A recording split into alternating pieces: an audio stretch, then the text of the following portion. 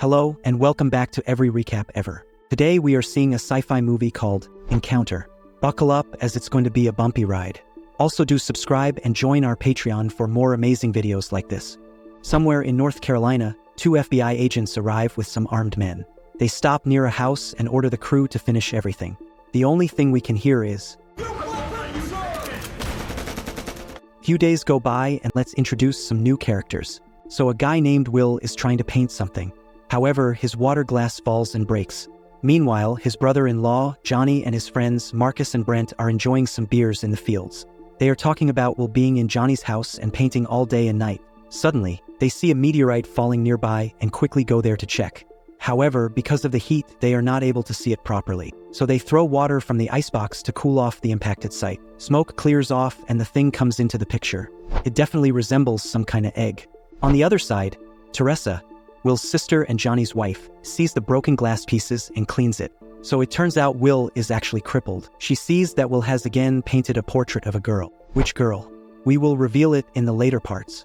Suddenly the boys come carrying that egg-looking thing in the icebox and show it to Teresa and Will. Well, that reaction is expected. Meanwhile, somewhere in Washington, D.C., an FBI agent receives a phone call about another thing falling from the sky. He's the same guy we saw at the start.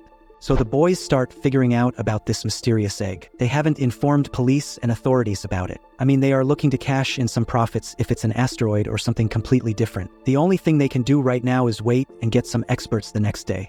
The group asks Will to watch over the egg for the night and leaves. I guess they might have forgotten that Will is crippled. That night, Will has a dream of the same girl he painted a while ago. He wakes up scared and looks around. He then turns on the study light and realizes that something is glowing inside that rocky egg. Suddenly, all the metallic things nearby get stuck to it. Yeah, I mean that magnet type of thing. Even his wedding ring is no exception. He somehow manages to free himself. However, the thing loses its magnetism and his ring falls down. He tries to grab it. However, a vine-like thing comes out of the egg and attaches itself to his neck. He then has some flashbacks of his past. Johnny and everyone comes running hearing his scream. Their jaws drop as for some reason, Will is now able to stand on his 2 feet. Johnny quickly removes the attached vine and Will falls back on the ground. It's as if the vine from that pod cured his legs for the time being. So they quickly take him out of that room and check on him. However, Will insists on taking him back to that room. Apparently, he was able to feel his legs when it was attached to him. He even gets in a fight with everyone but later calms down. Yeah, he's acting more like Will from Stranger Things.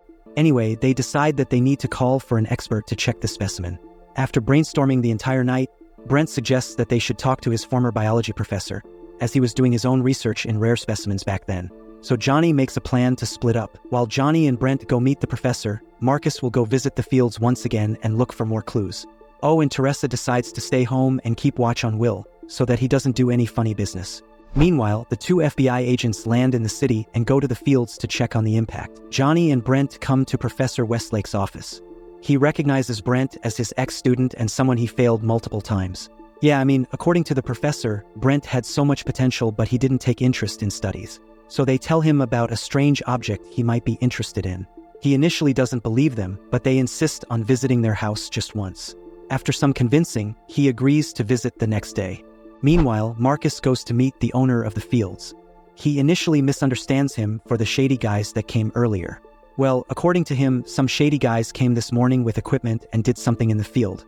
They then go to the impact site.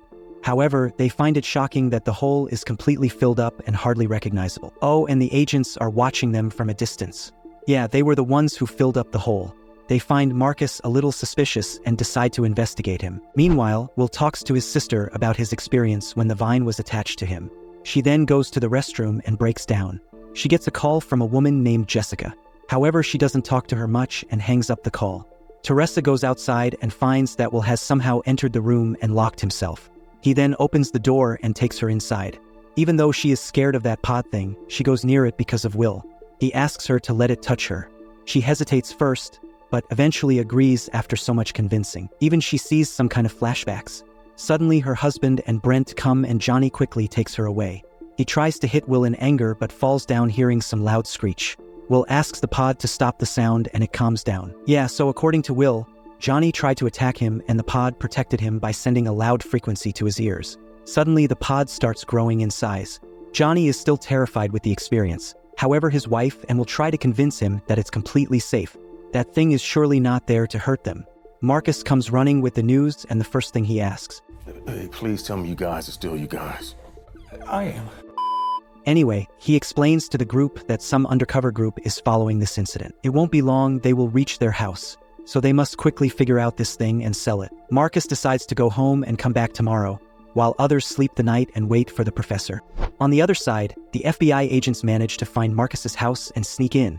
They search everywhere but don't find any signs of the pod. Suddenly, Marcus comes into his house and they confront him. They start asking about his actions in the fields.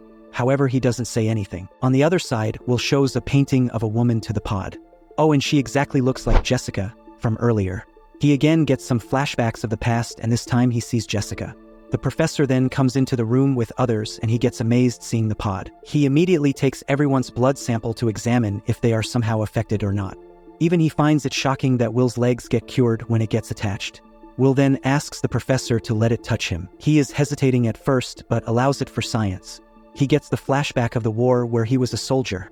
He then tells everyone he's at stage 4 of the disease. He had a good life and is not scared of death anymore. Suddenly, the vine detaches from them and the pod starts growing in size again. Meanwhile, the agents realize that they won't get any answers from Marcus, so they decide to leave and keep a watch over him from a distance. Marcus immediately calls Johnny and asks him to get him away from his house. Professor takes the samples to his lab and starts analyzing them. Oh, and Brent also joins him. He finds that there are no abnormalities in any of the blood samples. He then asks Brent to get his documents from his desk. There he sees his late wife's picture. He hears a big thud in the lab and sees that the professor has collapsed. Brent quickly takes him to the emergency hospital. Meanwhile, Johnny gets ready to pick up Marcus. Teresa tries to stop him. She is worried that the FBI might catch him. However, he has a plan of getting Marcus out of this situation. Teresa then gets a call from Brent and she quickly leaves to check on the professor. A car gets pulled at Marcus's house and the FBI agent thinks he's his friend. However, it turns out Marcus has fooled the agent and the car is actually an Uber. Marcus runs away in his car from the backside. He meets up with Johnny and together they go to the hospital to see the professor. The professor has woken up now. He asks everyone to take him to the pod the last time. He basically knows that he doesn't have much time left due to his illness, and wants to tell everyone the last thing he has discovered. On the other side, Will again attaches himself to the pod. He gets an idea and shares it with the pod through mind. Will then calls Jessica and asks her to come home for a minute. Even though she is not ready for this, she decides to go. So apparently, Jessica was his wife and she left him recently due to some reasons. When she comes to the house, Will shows her that he can stand on his legs again. He even shows her the giant pod, which is allowing him to stand. This totally shocks her and she faints. Meanwhile, the agents see Johnny and the rest of the group leaving from the hospital and follow them. Jessica comes to her senses and wonders how he's able to walk again. Suddenly, some pulses travel through the vine and it tells him that it wants to touch Jessica. She is totally freaked out by this and just wants to leave. The group returns and sees Jessica there. However, before they ask any questions, the professor walks up to the pod. He tells everyone that the pod is actually collecting all of their DNA. It doesn't want to harm anyone. It just wants to see our memories as the pod sympathies with it. Everyone, one by one, comes near the pod and offers to touch them. They all understand the true meaning behind the pod. It is just here to live with humans in peace, as its homeland got destroyed. Professor then takes his final breath and the pod takes his corpse inside. Jessica is still shocked and thinks all of them are some maniac. The cops and the FBI agents enter the house and hold everyone at gunpoint. However, the group fights back and the pod accidentally gets hit by a bullet. The pod again sends the high-frequency noises and immobilizes the cops. It is severely wounded. However, it wants to connect to Jessica, just to understand the final pieces of Will's story. She is very disturbed seeing all this, but Will convinces her that it is going to be okay. In the end, she allows it to connect to her and we see the flashes of the past. So it turns out Will and Jessica had a daughter. While driving one day, they got into an accident. They lost her daughter and Will lost his legs and some of his memories of his daughter and accident. The pod calms down, seeing the final story, and shuts itself. The agents come into the house to capture them. However, something starts moving inside the pod. The cocoon breaks and a girl emerges from it. She turns around and she has exactly the same face as Will's daughter. This shocks everyone, including the agents. Will asks her about her identity, however, all she says is, I'm